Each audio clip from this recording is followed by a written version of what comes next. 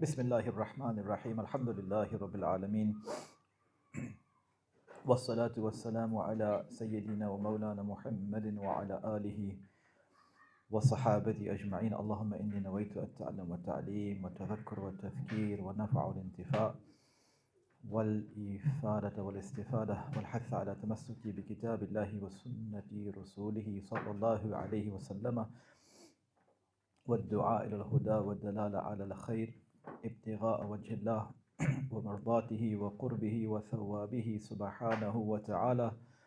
سبحانك لا علم لنا إلا ما علمتنا إنك أنت العليم الحكيم. يا الله اللهم صل وسلم وبارك على سيدنا ومولانا محمد صلى الله عليه. السلام عليكم ورحمة الله تعالى وبركاته. So continuing from where we left off last week, page 32 stroke 33 of the text, and we had reached the seventh benefit that Hatim al-Asam, from the great awliya of the early generations, that he mentions to Shaykh al-Balkhi, Allah yarhamuhuma, and we had reached the seventh lesson that he had learnt during his companionship with Shaykh al-Balkhi. And the seventh lesson essentially amounts to the idea of one not debasing oneself for the dunya. In other words, losing one's dignity or foregoing one's dignity for the sake of the dunya. And this is what he says. So as I always say, we'll read the Arabic for the barakah of the text, and then we'll read the English and offer some comments. Page 33 on the Arabic. Al-fa'idatu sabi'a anni ra'aytu kulla ahadin yas'a bi jiddin wa yajtahidu bi mubalaghatin li talab al-quti wal ma'ash بحيث يقع في شبهة وحرام ويذل نفسه وينقص قدره. فتأملت في قوله تعالى وما من دابة في الأرض إلا على الله رزقها فعلمت أن رزقي على الله تعالى وقد ضمنه فاشتغلت بعبادته وقطعت طمعي عمن سواه. And so he says that the seventh useful lesson that I've learnt in all these years that I've spent with you is that I saw everyone striving in earnest, i.e. working very hard, and working intensely in their quest of their food and livelihood, to the point that they thereby fell into what was dubious and unlawful. To the point that they fell into that which was dubious and unlawful, degrading themselves and lowering their worth. And so he says that I meditated on his statement, i.e. the statement of Allah Azza wa Jal, there is no beast on earth except that its provision depends on Allah. And I understood that my provision depended on Allah the Exalted and that He had guaranteed it. So I occupied myself with worshipping Him and severed my hope from other than Him.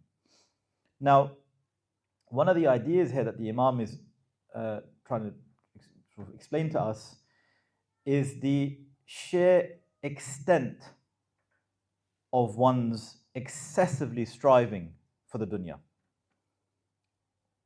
to the point that it leads one to doubtful and prohibited things. Now, the Imam isn't saying that one shouldn't strive to earn a livelihood, because sometimes people can misunderstand that and think, oh, it means, is Islam somehow trying to tell us that we shouldn't really worry about, livelihood. It's going to come.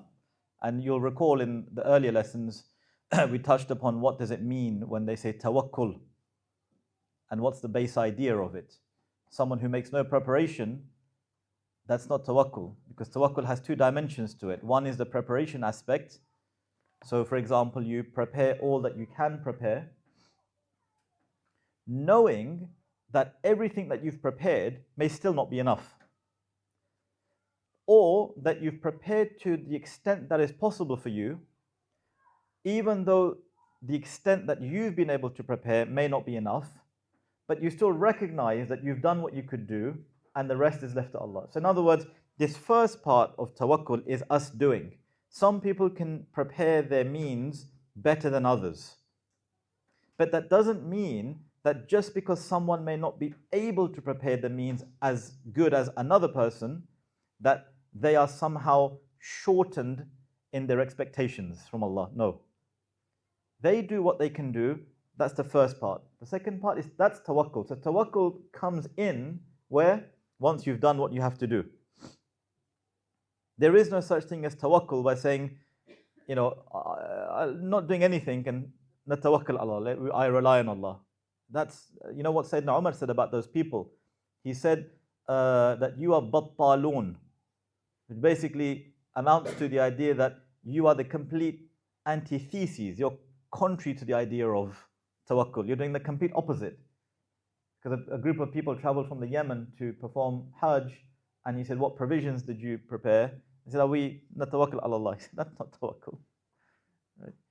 It's the same thing, you're about to travel on a journey, you check your tires, you make sure the oil's right, the water's in the car. You don't say, no, alhamdulillah, natawakkal ala Allah. That's not tawakkul, that's stupidity. Right? So don't let anyone or let yourself think that tawakkul is adam al-amal. No. Tawakkul is to do what we have to do and then rely on Allah. So this is where, so the Imam, when he says here that do what you have to do, and in the same way that you do what you have to do when it relates to tawakkul, then that also must be the case when it comes to the dunya. Why? Because don't debase yourself. That don't go that extra mile just to ingratiate yourself with someone, just to make yourself look in a certain position such that someone, because let's say you're in a business transaction or you're working in some company and you're only acting a certain way because you want to ingratiate yourself to someone, because they may be the person who's going to offer you the promotion, the big contract, the services that we want. But in doing that, we're compromising our worth as human beings, as Muslims. And what the Imam is saying is that that's certainly not something that we should do. Why? Because if you excessively strive in something, what's the consequence of our excessive striving? Because, look, we are people that when we want to do something, the more effort we put in, we expect a commensurate return. It's true, isn't it? We're not going to ever do anything and think, subhanAllah, even when it comes to our ibadah, right? That, alhamdulillah, I've done all of this ibadah, so I kind of inshallah, there's an expectation of Jannah now, right? That's why Allah Azza wa Jal in the Quran and in our tradition, that this mercantile nature of human beings, i.e. this, the fact that we expect give and take. What does Allah tell us? That, if you do this, then lakum this, that you have this, right?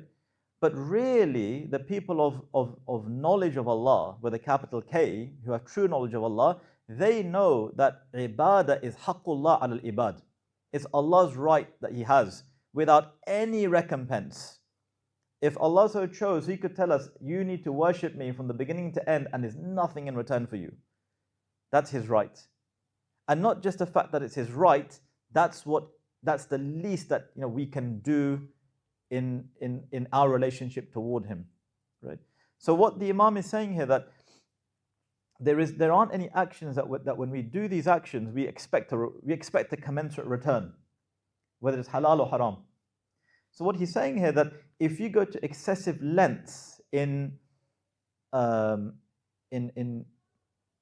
striving for the dunya, the consequence of that will be is that you will expect something back from the dunya, and if the dunya isn't forthcoming to you, then you will engage in those shubuhat and muharramat, the doubtful and the dubious and the prohibited. Because why? I put the effort in, and you know what? I can't go back empty-handed.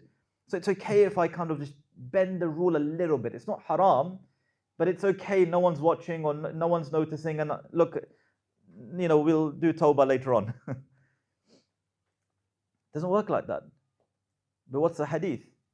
Innal halala bayyin wa innal harama bayyin. That the halal it's evident. There's no need to speak about what the halal is. The haram bayyin is clear, it's evident. But what's the part that the Prophet ﷺ cautions us about? وَبَيْنَهُمَا مُشْتَبِهَاتٍ لَا يَعْلَمُهُنَّ كَثِيرٌ مِنَ النَّاسِ. That between this clear, permissible box and clearly impermissible box is this box of things that we're not sure about. And this box that we're not sure about, most people don't know about them. That's what the hadith is. لَا يَعْلَمُهُنَّ كَثِيرٌ مِنَ النَّاسِ. Right? But what does the hadith tell us then? The hadith goes on to caution us that, look, don't think that your buffer to the haram is the shubha, the doubtful things. Because the haram is clear. We think, no, haram, I'm not going to go near that. Drink alcohol or eat haram. That's clearly not what I do, and it's not what I'm going to do. So we end up falsely convincing ourselves that our buffer between us and the haram is these doubtful things. But the hadith in fact tells us that man waqa'a fi shubuhat waqa'a fil haram, that the one who falls into the doubtful area will fall into the haram. It's just a matter of time. So why go there? The great Imams of this deen would say that we would give up 9/10 of permissible things for fear of falling into not haram, for fear of falling into the doubtful things. So what was their buffer? Their buffer was a halal, not the shubha. And so it's such a profound lesson that the Imam is teaching us here, that if you strive for the dunya, the fact of your striving is what's going to cause you problems. Because we think if I work and I work and I work excessively, we're forgetting about what we should be doing, that it's okay because it's ijtihad fi halal min ad-dunya. It's not saying that. It's saying any excessive running after the dunya, which we don't need, right? That is itself potentially going to cause a problem for us. Wal-'iyadhu billah. Then the Imam says or mentions the eighth useful lesson that he says that he learned. He says, الفائدة الثامنة أني رأيت كل واحد معتمدا على شيء مخلوق. He said that I saw everyone relying on something created. بعضهم على الدينار والدرهم وبعضهم على المال والملك. That some relied on the dinar and dirham, i.e. on wealth and money, and others relied on something similar, some similar created thing. I beg your pardon, on business or trade. And others on some similar created things. So, what does he say? وَبَعْضُهُمْ عَلَى الْحِرْفَةِ وَالصِّنَاعَةِ وَبَعْضُهُمْ عَلَى مَخْلُوقٍ مِثْلُهُ فَتَأَمَّلْتُ فِي قَوْلِهِ تَعَالَى وَمَنْ يَتَوَكَّلْ عَلَى اللَّهِ فَهُوَ حَسْبُهُ إِنَّ اللَّهَ بَالِغُ أَمْرِهِ قَدْ جَعَلَ اللَّهُ لِكُلِّ شَيْءٍ قَدْرًا فَتَوَكَّلْتُ عَلَى اللَّهِ فَهُوَ حَسْبِي وَنِعْمَ الْوَكِيلُ. This is an immensely powerful ayah in the Quran, Surah Talaq. It's incredible that this ayah, which in translation we can very loosely translate it as, whosoever relies upon Allah, Allah is sufficient for him. Allah brings His command to pass. In other words, the thing that Allah has ordained will happen. No one can stop it. Allah is the unstoppable doer. No one can prevent Him from doing anything. Allah has made a portion for everything. In other words, for everything there is an appointed time. If you're going through hardship, now this is in Surah Talaq. It's amazing. Why? Because Talaq is one of the, and may Allah protect us, it's one of those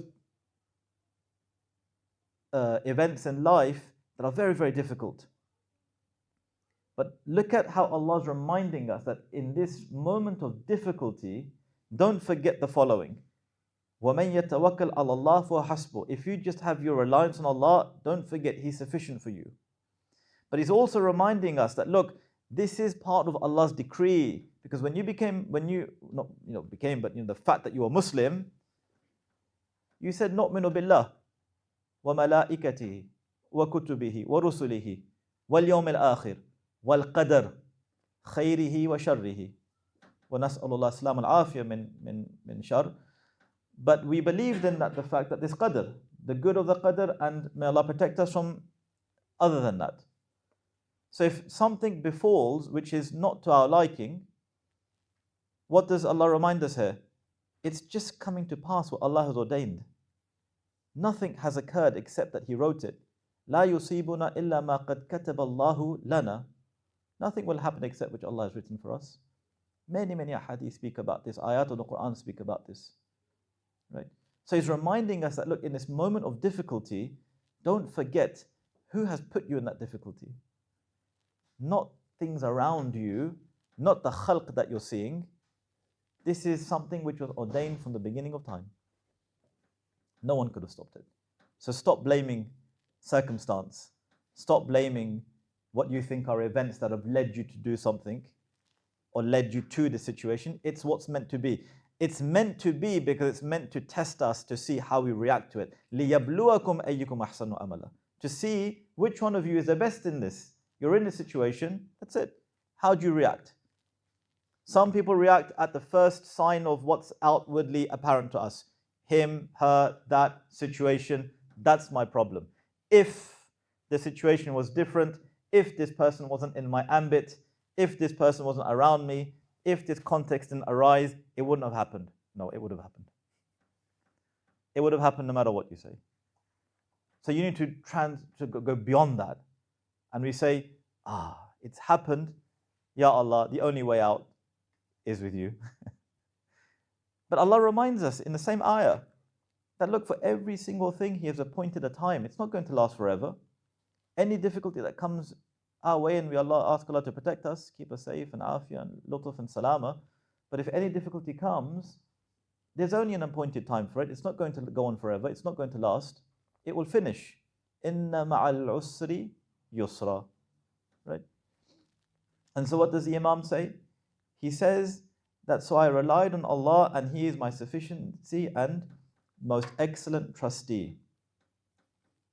And so what the Imams, they say here that that whoever relies on Allah and that they entrust all their affairs to Allah and that they make actual time for ibadah.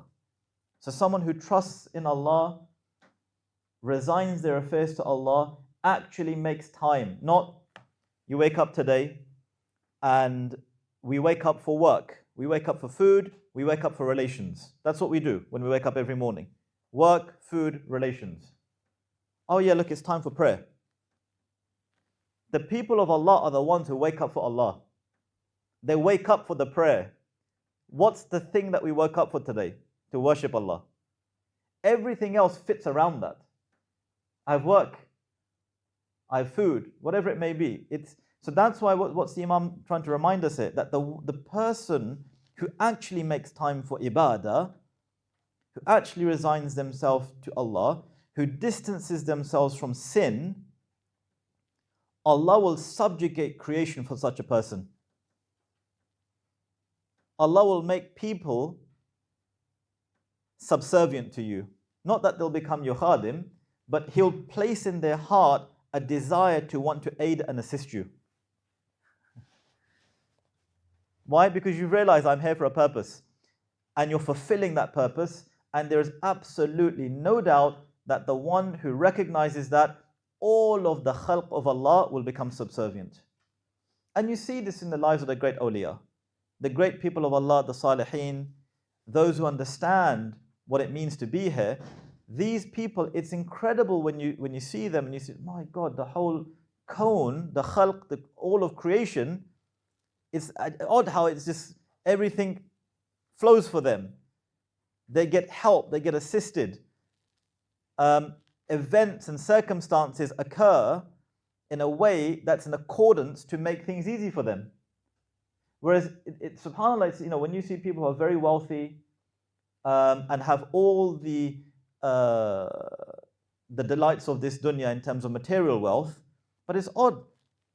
The tax issues, or there's, the car, funnily enough, broke down for the 15th time again, right? Or this problem in a house needs fixing, or that.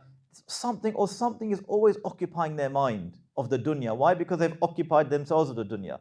But someone who moves away from that, places their trust in Allah, actually makes time for ibadah, right? Allah will make creation subservient. And all of a sudden, you become wealthier than the one who has money. It's incredible, isn't it? It's a paradox, really, if you think about it, that it's all in our hand. The question is, do we want it? How much do we want to move away from the dunya, to move away and into and toward what's really real?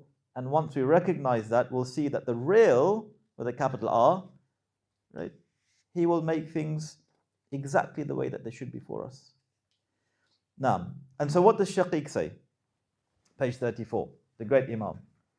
Upon hearing, these 8 pieces of these 8 lessons that that Hatim has taken from his company with Shaqiq al-Balkhi, he says, فقال شقيق وفقك الله تعالى إني قد نظرت التوراة والزبور والإنجيل والفرقان فوجدت الكتب الأربعة تدور على هذه الفوائد الثمانية. So Shaqiq said that may Allah the Exalted grant you success. I've examined, I've read carefully the Torah, the Psalms, the Gospel, and the Quran. And I saw that the 4 books, they revolve around these exact 8 lessons that you've just mentioned to me. So in other words, don't forget, this whole episode starts where? This whole episode starts on page 26. 26. Why does it start on page 26? Because it starts with Shibli, the great Imam Shibli. How does it start from Imam Shibli? Because on page 26, because he said, I served 400 masters. In other words, he said, I had 400 shuyukh. I served them. And he says that I studied 4,000 hadith with them, with 400 teachers. And he said, of all of those hadith that I studied, I took a single hadith and I thought, this is the one that I need to act on. One hadith out of 4,000. And what's that hadith? Work for your life of the dunya in proportion to your stay in it. Right? And work for your akhirah in proportion to your eternity in it. In other words, how long will you be in the akhirah? Forever. So work accordingly. Right? Work for Allah in proportion to your need for Him, and work for the fire in proportion to your ability to endure it. This is where it all begins. Why? Because this hadith that's mentioned on page 26, these 8 benefits are ultimately an explanation of this hadith. Right? And that's where Shaqiq says that, you've basically understood. Now, and then he says, أيها الولد, O child, on page 34. He says, قد علمت من هاتين الحكايتين أنك لا تحتاج إلى تكثير العلم. He says, you have understood from these 2 stories. Which 2 stories? The one from Shibli and the one that we've just read, Hatim al-Asam. That you do not need extra learning. See, the Arabic says إلى تكثير العلم. تكثير العلم means you don't need to engage in sort of acquiring excessive knowledge. That's what it is. But then he says, the Imam says, beg your pardon, وَالْآنْ أُبَيِّنُ لَكَ مَا يَجِبُ عَلَى سَالِكْ سَبِيلِ الْحَقِّ. And so now, because when you've heard all of this, when we're reading this, what's the thing that will come to our mind? SubhanAllah, these Imams are incredible. And you know what? At least let me understand what it might be, what it might take to either be like them, or how did they get to where they were, so that I can at least love them, or one day try to travel the same path as them, which is really what we should all be doing. And so what does the Imam say? He says, so let me explain the path to you then. What do you need for this path? So now I will explain to you what is indispensable for the traveler on the way to truth. Now, because that's what we all want to know now. And in sum, what does the Imam say? In summary, or the next 2 paragraphs. In summary, the Imam is saying essentially the following. The way of this path to Allah is that you have to have a Shaykh. It's the bottom line. If there's no Shaykh, there's not a path. It's simple as that. And he explains why. Look, this is Hujjatul Islam, Al-Ghazālī. It's a recurrent theme in our tradition that every person of profound learning and deep spiritual insight says the same thing, which is you need a sheikh. But they also say that to find this sheikh isn't easy. Right? Because, everyone claims that they're a sheikh, right? But to find the sheikh, that's because, and he's going to tell us, not on this page, but the next one, what are the qualities that you need to look for in the sheikh to know that, yeah, okay, I found someone. Right? There's a beautiful dua that the mashayikh, they tell us to read for those who really want to search for a sheikh. What is it? Allahumma dullani ala man yadulluni alayk. Oh Allah, guide me to the one that will guide me to you. Allahumma dullani ala man yadulluni alayk. Oh Allah, guide me to the one that will guide me to you. And you have a sincere intention behind that, there is absolutely no doubt that Allah will guide us to those that will guide us to Him. So what does the Imam say? He says the following. He says, "I'lam wal yu'lam annahu yanbaghi lis-salik shaykhun murshidun murabbin." It's really profound, the way that the Imam describes this, because he says, know that the traveler, and the one who's now journeying to Allah, which is what we're all doing, inshallah, that he should have a master as a guide and instructor, but the Arabic doesn't say that. So, again, I'm not, forgive me, I don't mean to, translation is a thankless task. No matter what you do, someone will always say something. So it's not that translation is wrong. That's why you need someone, a commentary. Because the Imam is saying you need a sheikh. But what type of a sheikh? Who must be a murshid murabbi. Right? That these are all qualities of that sheikh. Now, you'll recall we discussed this many, many months ago. In fact, no, it's at the retreat that we had, where the qualities of a sheikh. And what does Imam Ghazālī says in the Ihya al-Ulumuddin, in Kitab al-Ilm? He says you need to have al-muallim al-murshid. Al-murshid al-muallim. In other words, the muallim is the one who teaches, that we could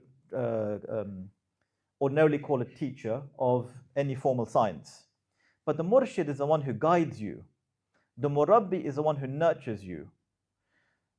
Now, tarbiyah in Arabic is a very interesting word, because it's about nurturing, and it's the same word, root word, that from which we get the word Rabb in Arabic, Rabbul Alameen. So it's someone who cares whilst nurturing, because you can only nurture in this sense of tarbiyah if you have a sense of care for the object of your nurturing. You can't be tyrannical towards them. You have to be loving and understanding each individual for what they are. So the qualities that the Imam is saying that we should look for are that the sheikh should be a sheikh murshid murabbin, not just a sheikh of ilm, because not every person of knowledge is a sheikh of tarbiyah. In other words, not every person who can teach you law or theology or grammar or any of the sciences, it doesn't follow that they are a sheikh in the spiritual path. There should be, it should follow, but I'm saying it doesn't happen all the time, right? And so what the Imam is telling us then is that the sheikh that you need to look for is the one who is a murshid. Murshid meaning the one who is traveling with you he is the one who's directing you to the right course. That's irshad. The one who's directing you to the right course and who's also nurturing you on that right course, and hence is a sheikh. So in other words, the emphasis is not on the word sheikh, it's on the word murshid murabbi. That's the key. Now, what we'll see as we go through this, when the Imam points out the qualities, is that what are the functions of the sheikh then? What does he actually do? But he tells us a little bit here. He says, why do you need to look for this sheikh who's a murshid murabbi? Why? He says, لِيُخْرِجَ الْأَخْلَاقَ السَّيِّئَةَ مِنْهُ بِتَرْبِيَتِهِ وَيَجْعَلْ مَكَانَهُ خُلُقًا حَسَنًا. He said that you need to find a sheikh who's a murabbi and a murshid. Why? So he can essentially take out from you, he can rid you of bad traits. Right? How? Through his instruction, i.e., the word in Arabic here be tarbiyatihi, by his nurturing. It's not just instruction, because you don't instruct as always as a shaykh, as a murabbi. Why? Because a murabbi, a true murabbi, is someone that his murids learn from his hal qabla aqwalihi. They learn from his character before they learn from the things that necessarily he has to say. Sometimes you don't have to say anything to teach someone something. Why? Because when you put someone in a context, observe the people of Allah. That's why I say the best way, even Aristotle says this, and I'm not bringing him as a proof, we don't need that, but I'm just saying that it's even understood across traditions that you need to spend time with a virtuous human being to learn virtue. Because it's too theoretical if you just go to the books and attempt to read it. So if you're placed in a situation where you're seeing a great person of Allah, and it could be in any day-to-day situation, I think, how do they handle this? That's how you learn, because you see from their patience, you see it from their foregoing nature, their forgiving nature, their kind nature, right? Their loving nature. You see, wow, subhanAllah, this person is just, I'm seeing how this is supposed to play out now in real life. That's why a tarbiyah is not instruction, it's nurturing. And a lot of this nurturing takes place by observing your shaykh. And ideally by observing them in real life situations. How do they react to life, essentially? And that's why when the Imam comes to speak about the qualities of a shaykh that you should look for in the next page, we'll see that these are all some of the qualities that he mentions. Some of all the qualities. Now, so what does this shaykh do? He rids you of the bad character traits that we have through his gentle nurturing and replaces them with good ones. Good ones being, i.e., good character. وَمَعْنَى التَّرْبِيَةِ يُشْبِهُ فِعْلَ الْفَلَّاحِ الَّذِي يَقْلَعُ الشَّوْكَ ويخرج النباتات الأجنبية من بين الزرع ليحسن نباته ويكمل ريعه. That the significance of this type of instruction, of this type of tarbiyah, is comparable to, similar to, the work of the farmer. Well, what does the farmer do? Who uproots thorn bushes and removes weeds from the midst of the crops. It's a beautiful analogy, isn't it? If you think about it. Because the thing that's growing in the earth is important, it's beneficial, it's blessed, it's a living thing. Now, can any person weed out thorn bushes? No, you probably kill the plant. In other words, if you go to a murabbi who you think is a murabbi but actually is not, the danger is that rather than pulling out the bad traits, they're just going to pull you out. Nothing will remain of you. You'll be an empty shell. That's why it needs to be with someone who understands how this works through an unbroken chain going back to the Prophet ﷺ. And so the significance, as the Imam mentions, is comparable to the work of the farmer who uproots thorn bushes and removes weeds from the midst of the crops. Why? So that his plants are in proper condition and his yield is brought to perfection. In other words, you're preparing your crops, you're maximizing their potential to grow as crops by removing all the things that they shouldn't have around them. And so what does the Imam continue to say? وَلَا بُدَّ لِلسَّالِكِ مِنْ شَيْخٍ يُؤَدِّبُهُ وَيُرْشِدُهُ إِلَى سَبِيلِ اللَّهِ تَعَالَى. And so it's necessary for the traveler that he must have a master to refine him. Must. This must is lil wujub. It's an obligation. It's not lil ikhtiyar, that maybe, it's recommended. You should have.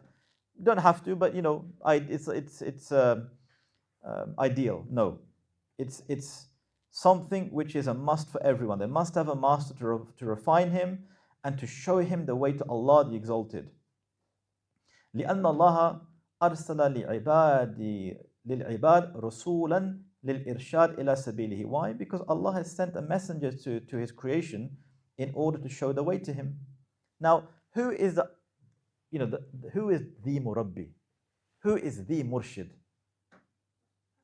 Al-Habib al-Mustafa. Now, if we can't in the interim period find a Murabbi, because I'm saying finding a Murabbi and spending time with a Murabbi to learn how this Murabbi navigates life so we can understand, I need to do the same. Well, just open a seerah then. Because some of the most profound instances in the life of the Prophet ﷺ that we read, it's how the Prophet ﷺ navigates people. And I still remember as a child when I read the story about in Mecca, the lady who would throw rubbish into the path where the Prophet ﷺ would walk, and he would never say anything to her, ever. And to my childlike self, I would, that was unheard of. How is that possible? Someone, nudges you in the queue for your dinner at school, for your lunch, you go, not acceptable. Here's a Prophet ﷺ, someone's throwing their rubbish in his path and he's not saying anything. But not just that, the next step is that when this lady doesn't show up one day and there's no rubbish, the Prophet ﷺ inquires about her good health. These are frames that were so alien that how can that even be possible? That someone's actively doing harm to you or attempting to do harm to you, and you're reciprocating that with this. And so the Prophet ﷺ goes to see her and to see how she is. Right?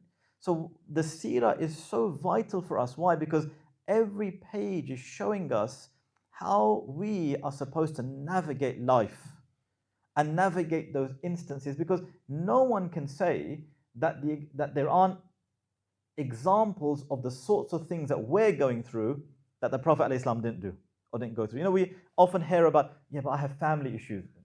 Hello. The seerah is about family issues. His own family are the ones that are not just, what we can ultimately just say, family is giving us a hard time. Okay, what's a hard time? Nothing major, right?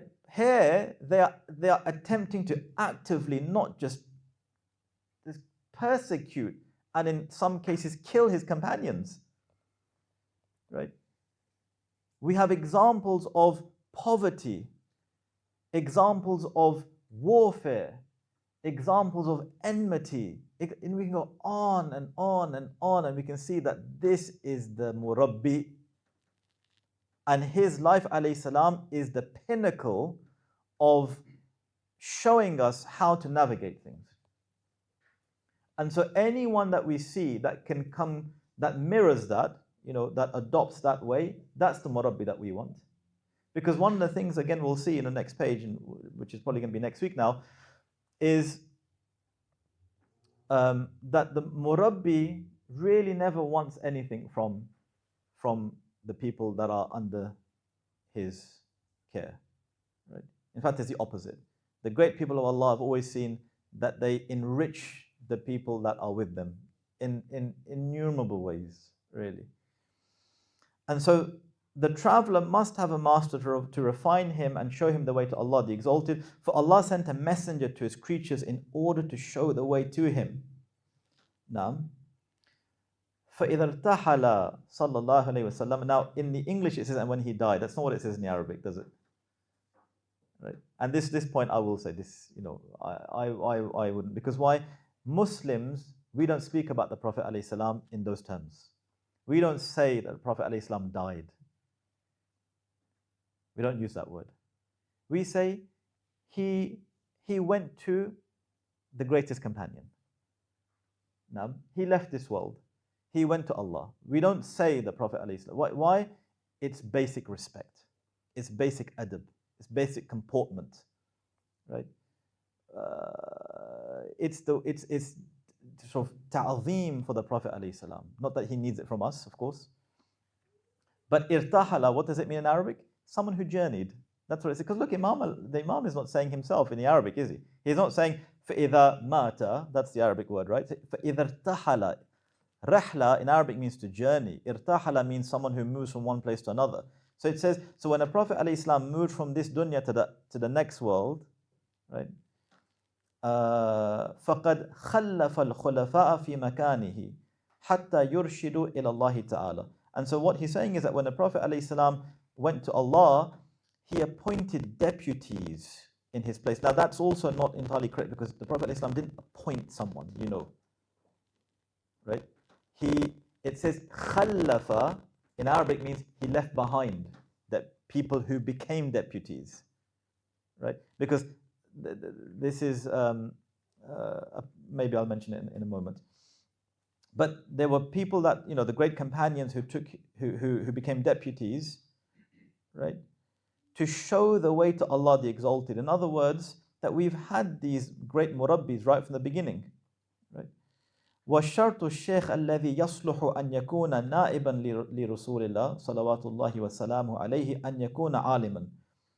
And the criterion, one of the criterion for the master who is fit to act as a representative of the Messenger of Allah alayhi salam is that he be someone of knowledge.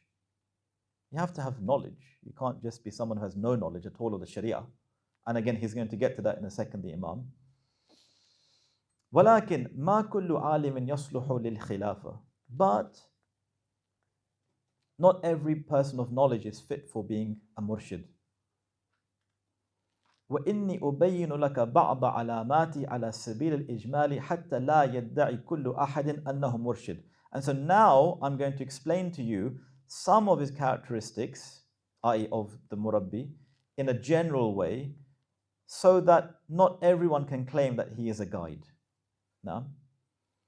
Now, the next point that the Imam will make here is that he says, so we say, and these are the qualities that we need to look for. And the Imam will spend the next couple of pages speaking about these beautiful qualities that we need to look out for in someone who really is a true murabbi, a shaykh. So we can look out for them and seek their way. But we'll do that next week, inshallah. So if we stop here and we'll take some questions.